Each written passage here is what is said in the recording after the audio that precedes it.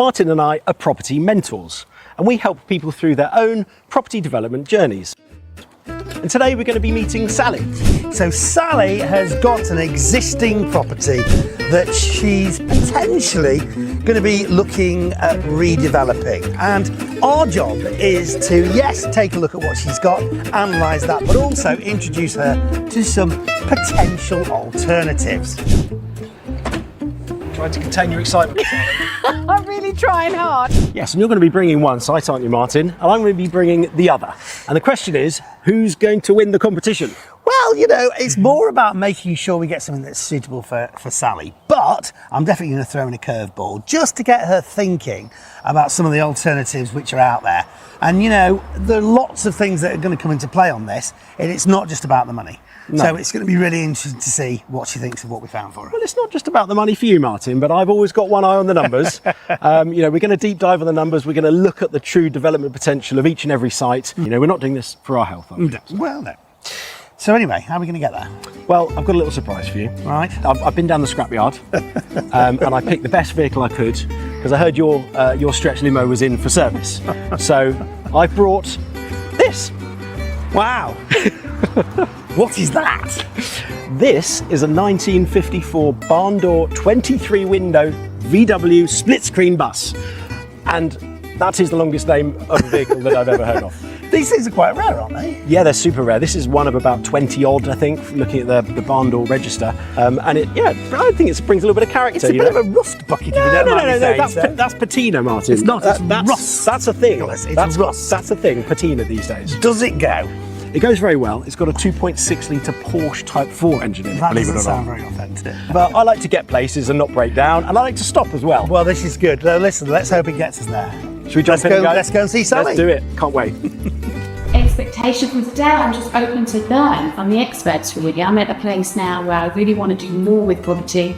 I want to encourage my passive income, and I want to choose projects that really excite me, that can make a difference.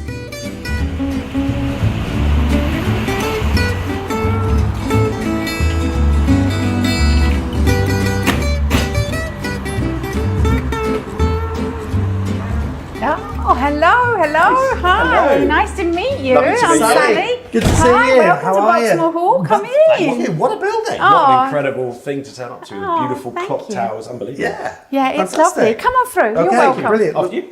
Look forward to hearing your story.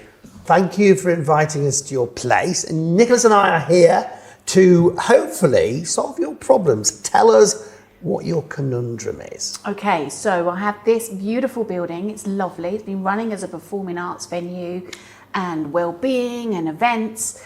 However, it's becoming more and more problematic running as a commercial venture. So I've got planning permission for 6 apartments. Wow.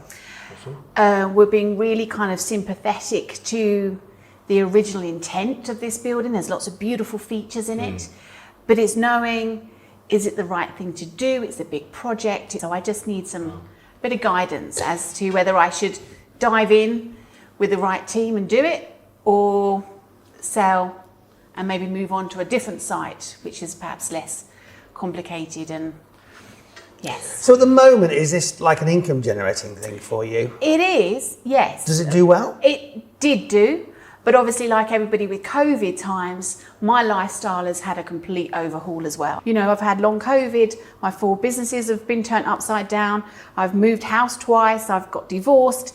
All these things have happened in 2 years, but actually it makes me feel like, you know what, I've got through that. What else can I do? Okay. I'm interested to know what the plans are specifically for the 6 flats here. I mean, it's a stunning building, an old building. Sometimes, you know, one of the most challenging buildings to develop because of the aesthetics and things you want to preserve. Boxmoor Hall, obviously this is a building of local interest. It's not listed though. Interestingly, it's not a listed building. Not locally listed either? No, just of local interest. So the 6 apartments, they have been designed to work within the footprint of Boxmoor Hall. So no major external exterior wall changes. It was very, very deliberate in the design process to create very individual looking apartments, not boxes. So each apartment is very much in keeping with the chimney breast, the high ceilings, putting in some mezzanines to create that sort of interesting kind of Yeah. industrial look, I suppose. It's very Your trendy. mezzanine. So have you already paid for the design? You've had all that done. Have you got planning permission? I've got planning permission for Wow. 6. Okay. Originally, we went in for 7. Okay. And then in appeal stage, it went to committee, Okay. and they wanted us, there was a little bit of discrepancy between maybe the councillors, and they just asked us to make a decision on the day. Would we consider reducing the scheme? Fine, because at the time it was never about, doing a big project to maximise profits. Very much at the heart of this project here, for me, and maybe that's because I'm too emotionally attached, is about using the property and making it look as good as it can. And perhaps maybe my failing is not always looking at the bottom line. What are the numbers? Have you looked at the numbers? Yes. Have you had costings done? Yes. We're looking around the £1 million mark. What, for the whole to renovation? do the whole renovation. It's not bad. And I think because structurally this is a really sound building. It's been here, What do you think the flats would sell for? Overall gross development? 6 sort of. 6 flats, we're thinking around anywhere between 2.4, 2.8 GDV. For all of the flats? Yes. I'm surprised it's not more, actually. Well, I'm being conservative. Okay. I'm being really conservative because the economy the way it is. Well, okay. We've had different people come in.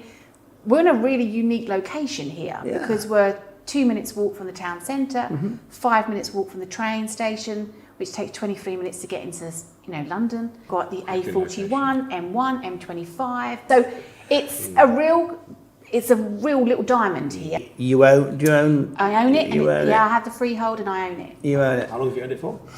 Bought it in 2007. Oh, right, okay. Yeah, 2007. Can we ask what you paid? I paid 170. No. Yeah. Wow. Well done. So Shrewd purchase. yes, but it was a great purchase, but very much the purchase was based on it being derelict for about 4 years actually. Right, okay. There's been significant amount of personal investment to bring it up to spec. What do you think you could sell it for, as is, with the planning permission? I comfortably, we've had people come in, we're looking at 1.3, 1.4. So you are doing all this effort and all this heartache and all this stress on a good day to get 200,000 quid. But I could retain the apartments, you see, and then I've got a long-term strategy Okay. If you did it Not yourself. if sell I them. did it myself Okay. And rent them out. and rent them And what out. kind of yield do you think that would generate? I don't know. You don't know, okay? What kind of rent would you get for an apartment around here? Oh, around here, an apartment, you're looking at about 1,600. 1,600, so you'd have 6. So you'd have One of those 9,000 apartments £10,000 a month. is a free bed, so you could, and again, £10,000 a month then, on approximately 120,000 a year. That's right, isn't it? Yeah, and she's Yeah. into it for, let's say, 1.3 million. So you've got the £1 million build cost, the purchase Yeah. price. So it's not Add on bad. a bit more for Yeah. costs, so about 1.3. So that's not bad. It's about 10%. Yeah, 10% yield. 10% gross yield. Fab. Yeah, so that would be if you kept them. Now you've got to think about managing them. And you've got to think about tenants coming in and out and all that kind of stuff. Yeah. Do you have any experience with that? No, I don't. Does it as worry a you? profession, no, not really. But my background is I can manage. Comes from events and dealing with people. So I'm skilled with dealing with people, but maybe the legalities of renting, I would definitely outsource that. So you know that Nicholas and I have been looking at your situation and we've been beavering around to see what we could find that might tempt you or just get you to think, in an alternative way and show you some options. What do you think would sway you away from this place? What could we present you that would make you think, oh, okay. What would it be? What box would it have to tick? I think it's got to be a venue that's going to be interesting, that I can see the end goal, as in, would I want to live somewhere like that? Okay. I would want to live here, Right. because I know it would be beautiful. Well, I think we need to understand this building a bit more before we take Sally off and show her what we found. Mm-hmm. So can you show us around? Oh, I'd love to. And then we'll take you off and show you what we found. Fabulous. This is one of our studio spaces. Wow. Right, so is this like one apartment sort of size? This is one apartment, so it's a good size, you know, and we're actually going to dig down so we can create this lovely height and put in a mezzanine in here. Oh wow. There's a staircase that leads just into a little terrace garden. Okay, So just lovely. just a small outdoor space. Were you heavily involved in the design? Yes. So we can do windows. Yeah. What a space. What a What space. on earth? What do you think? Unbelievably impressive. The view out, is that?